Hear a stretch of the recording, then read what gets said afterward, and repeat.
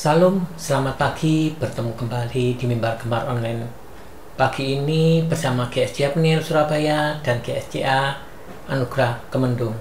Kamis tanggal 2 Oktober 2025. Gemar Online pagi ini saya terberkati di dalam Markus 10 ayat yang ke-28. Saya bacakan.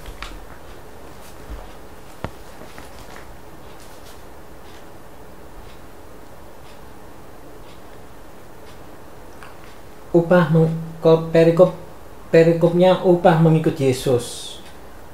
Markus 10 ayat yang ke-28 sampai ke-31, demikian bunyi firman Tuhan. Berkatalah Petrus kepada Yesus, "Kami ini telah meninggalkan segala sesuatu dan mengikut Engkau."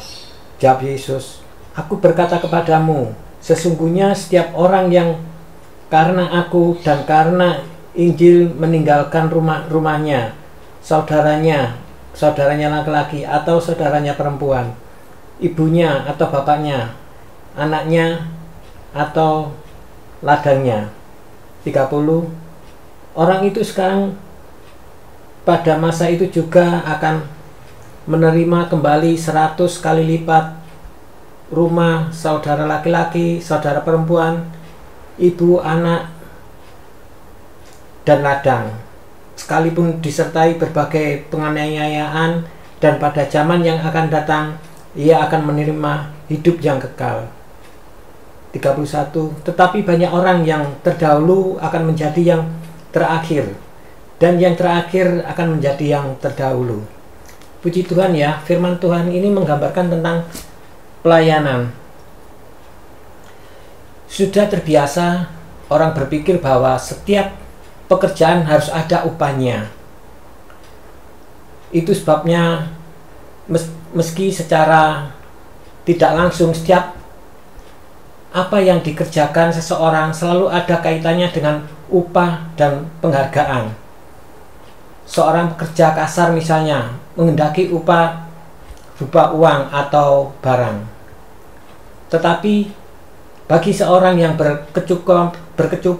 berkecukupan dari segi materi, imbalan berupa uang atau barang tidak terlalu dibutuhkan.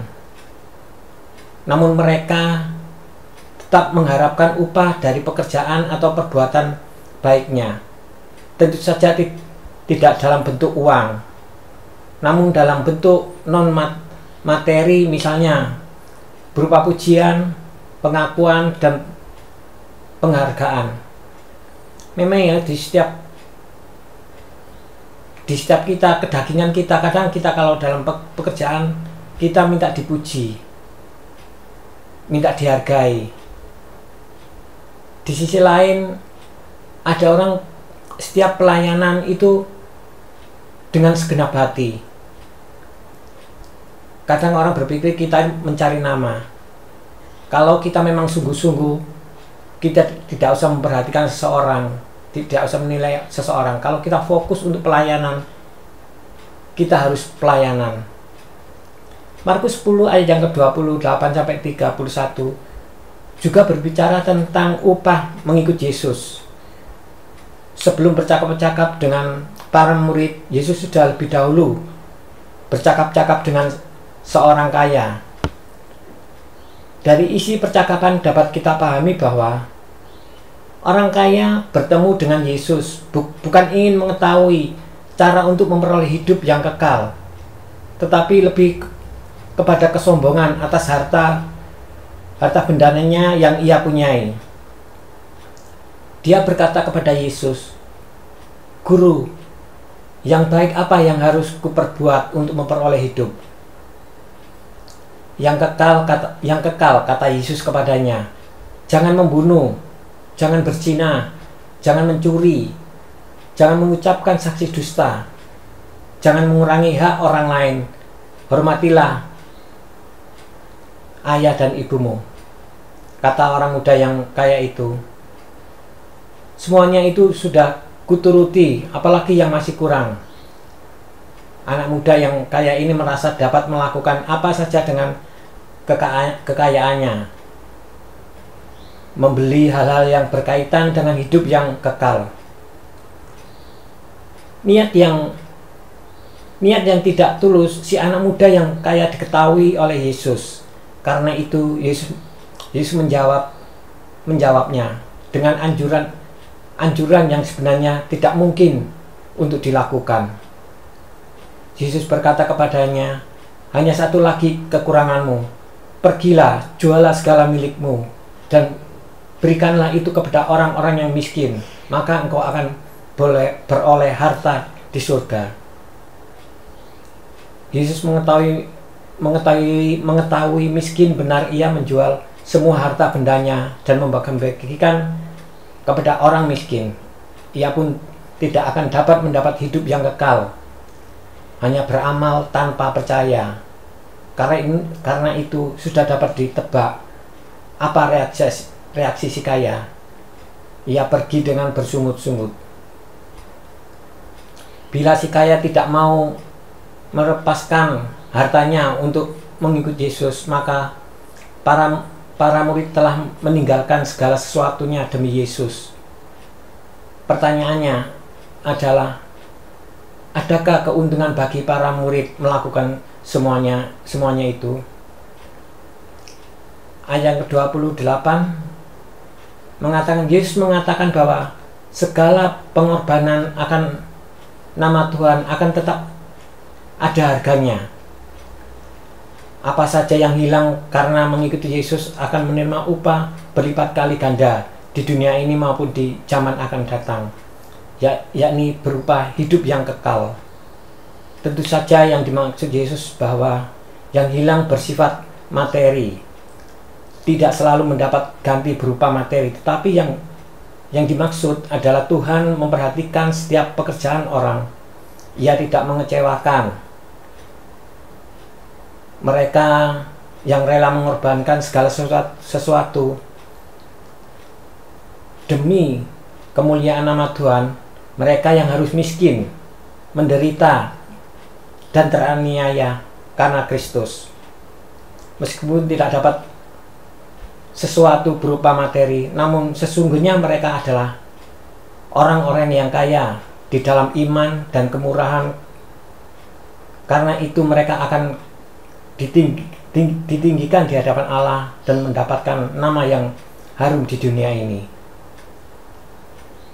Tetapi mereka yang menduduki posisi yang elit di dunia ini namun tidak menghiraukan Kristus akan menduduki tempat terakhir nantinya. Tidak ada yang penghargaan untuk mereka oleh Allah di dalam kerajaannya. Karena banyak orang yang terdahulu akan menjadi yang terkemudian, dan yang terakhir akan menjadi yang terdahulu. Ya, seringkali kita kadang di dalam pelayanan kita mulai dari kecil ya, kita sudah mengikut Yesus, kita bersusah payah dalam pelayanan, tetapi terkadang orang yang barusan mengikut Yesus malah lebih gampang, lebih dekat kepada Tuhan. Semuanya itu memang ada proses. Ketika kita mengingat pengorbanan dalam pelayanan begitu besar, baik berupa waktu, tenaga, pikiran, maupun harta, dan kita membandingkannya dengan orang lain yang kelihatannya sedikit tapi berkorban, namun mendapat nama dan penghargaan, bahkan mungkin dari apa yang kita lakukan tentu bisa terasa menyakitkan. Firman Tuhan berkata dalam 1 Korintus ayat yang ke-15 ayat yang ke-58, karena itu saudara-saudaraku yang kekasih, berdirilah teguh, jangan goyah, dan giatlah selalu dalam pekerjaan Tuhan, sebab kamu tahu bahwa dalam persekutuan dengan Tuhan jerih payahmu tidak sia-sia. Dengan demikian, agar setiap pengorbanan kita tetap murni dan berbau harum di hadapan Tuhan. Memang di dalam pelayanan kita sering mengorbankan terlebih waktu Tapi Tuhan pasti sudah memperhitungkan setiap pengorbanan kita dalam pelayanan. Mungkin itu aja yang bisa saya sampaikan Gemar pagi ini. Biarlah kita terus dalam melayani Tuhan. Jangan khawatir, dalam pelayanan Tuhan pasti akan memberikan yang terbaik bagi kita. Tuhan pasti akan membalas. Biarpun tidak pada hari ini, suatu saat Tuhan pasti akan memberikan jeripayah kita di saat di dunia. Itu aja Gemar pagi ini, biarlah dapat menjadi berkat. Terus bergemar, terus melayani. Semangat dalam pelayanan. Terima kasih. Tuhan Yesus memberkati. Mari sebelum saya akhiri, mari kita berdoa pada pagi ini. Kembali kami syukur padamu ya Tuhan. Terima kasih atas segala penyertaan-Mu. Terima kasih atas segala pertolongan-Mu ya Tuhan. Tuhan, Engkau mengingatkan kami agar kami selalu melayani Engkau, agar kami selalu hidup dalam pelayanan Tuhan. Kami percaya Engkau pasti memberikan kami talenta yang luar biasa Tuhan. Terima kasih Tuhan, terima kasih. Sebentar kami akan melakukan aktivitas kami pada hari ini ya Tuhan. Sertai kami, pimpin kami, lingkupi kami dengan kuasa darah-Mu ya Tuhan. Terima kasih Tuhan, terima kasih. Ampuni setiap dosa dan pelanggaran kami. Ampuni setiap kekurangan kami ya Yesus. Terima kasih Tuhan, terima kasih. Hanya dalam nama Tuhan Yesus Kristus, haleluya. Amin. Terus bergemar, tetap melayani Tuhan. Tuhan Yesus memberkati.